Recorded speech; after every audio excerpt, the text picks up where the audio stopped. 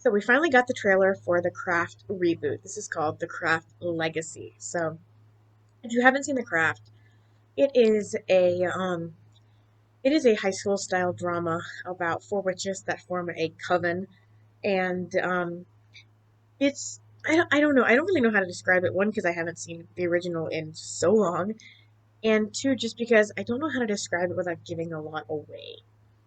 But one thing that I loved about the original was that there was some legitimate witchcraft in it.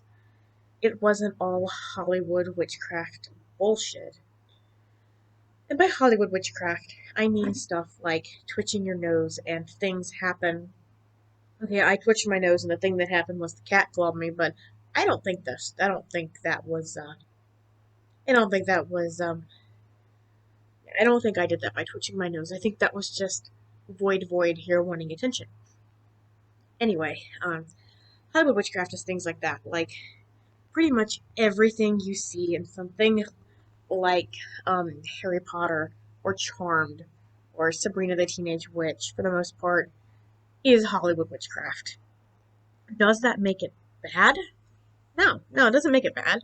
It makes it entertainment, and it doesn't make it legitimate witchcraft, but it's not bad in the sense that it's, just for entertainment. So, what types of things from the Craft Legacy trailer are actual witchcraft that you can actually do?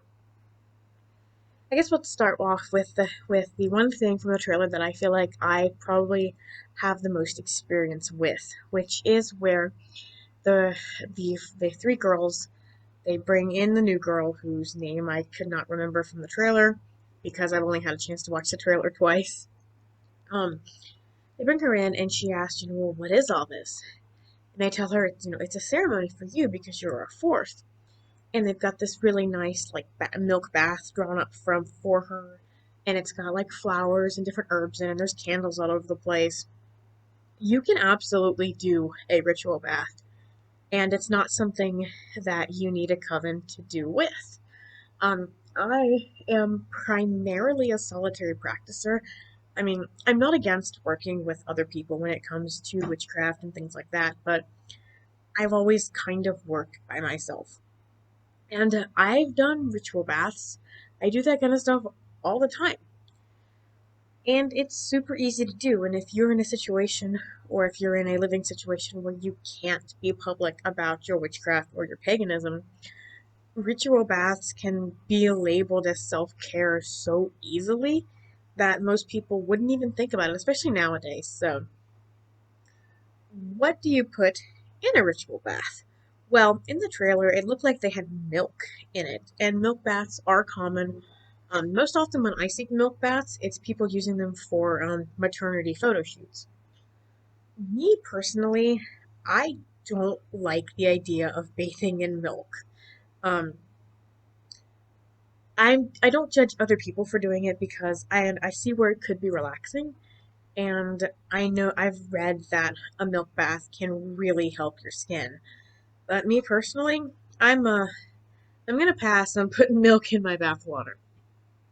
Something else you could put in bath water that's fairly inexpensive is Epsom salt. There are also specific bath salts, and no, I'm not talking about those bath salts that you can put in water. There are some that have, lavender, since there are some that are lavender scented. You can get eucalyptus. I think you can even get orange scented. Um, you can also buy these.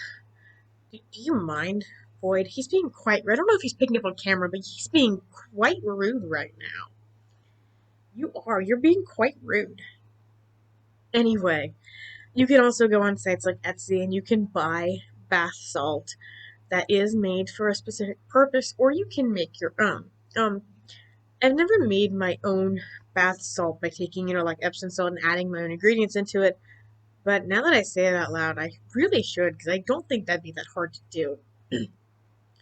Another thing, and this goes, and I'm just gonna be like super blunt here, because there's no way for me to, say this and not sound super blunt. Another thing you can put in a bath that can help you is a little bit of baking soda.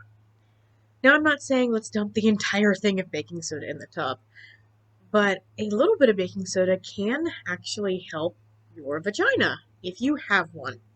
Now, I'm not saying you need to fill up a water bottle and just spray up in there or anything like that. That's actually probably a terrible idea. I would not recommend doing that. But baking soda can help balance your pH level, and baking soda, at least when I put it in the bath water, always makes my skin feel really soft. You don't want to put a whole lot in just because you don't want the water to be to feel gritty, I guess. But a little bit of baking soda in your water isn't gonna hurt anything at all. Unless you're allergic to baking soda, if that's a thing. I don't know if that's a thing or not.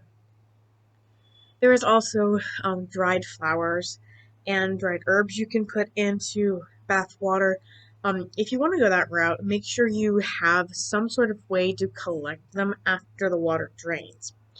If you have a grate on your tub drain, then you should be fine. But if you have the kind of tub drain that needs like a drain plug and it just kind of drains into a hole, you might risk clogging your pipes. You might want to put something in the drain to catch that.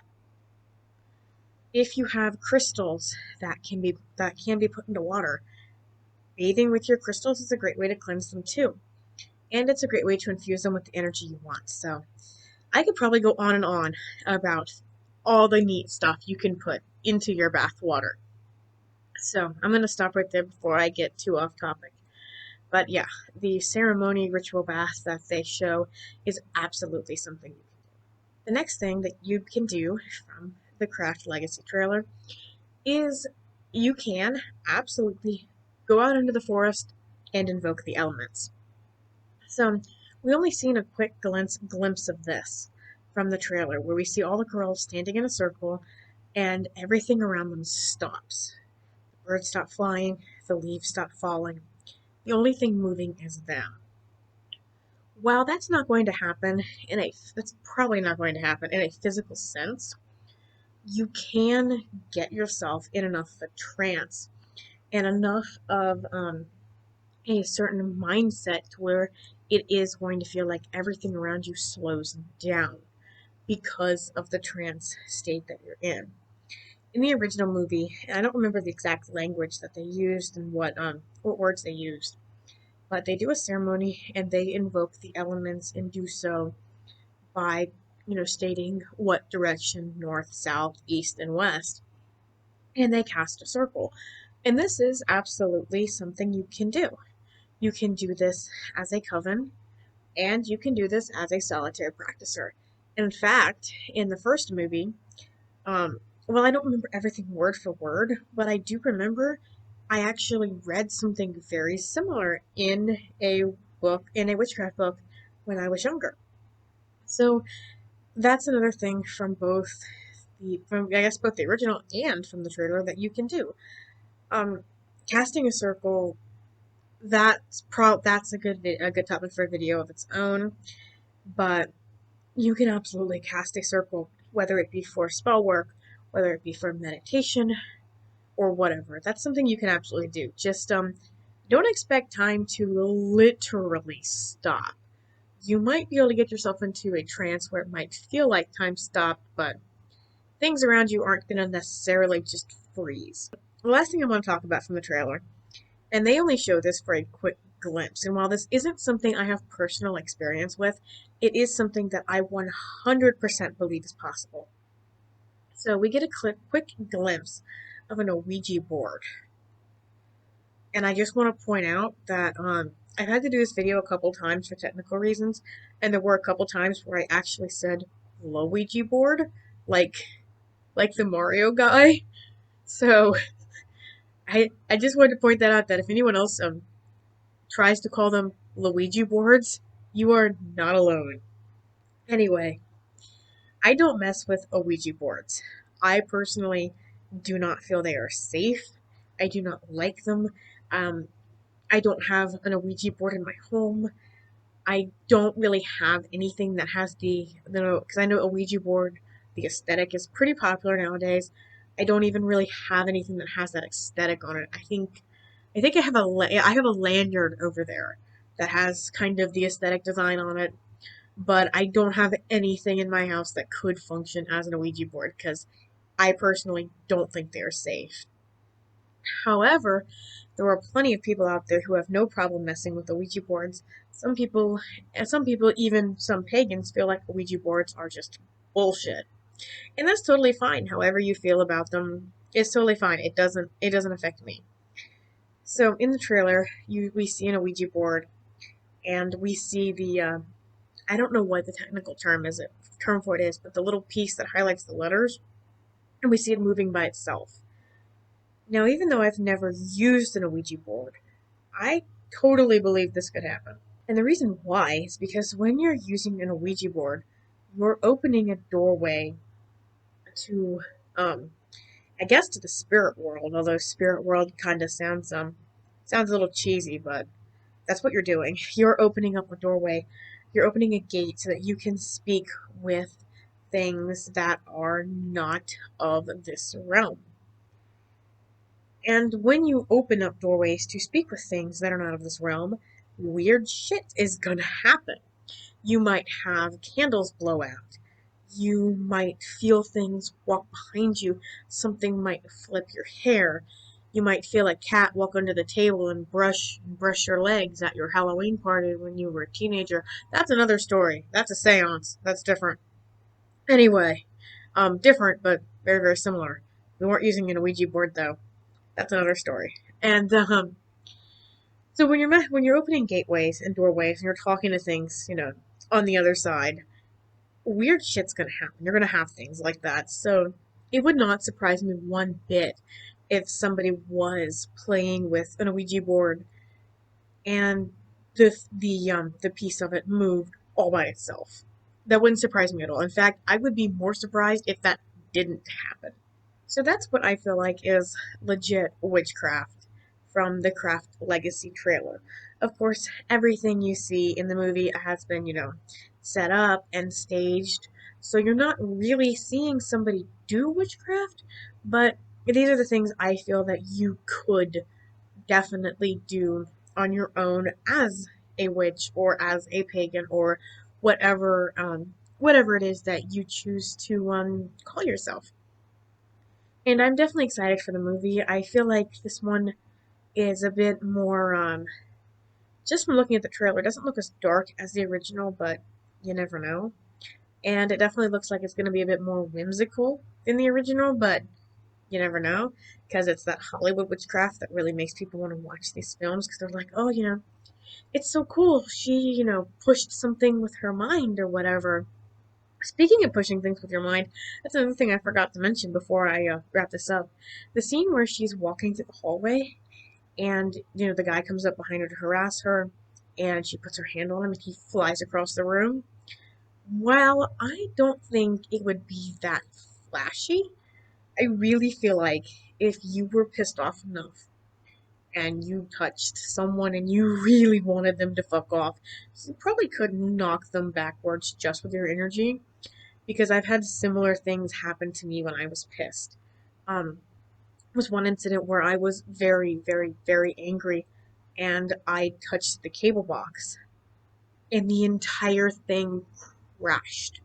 Like this, it, you know how a computer blue screens? It did that.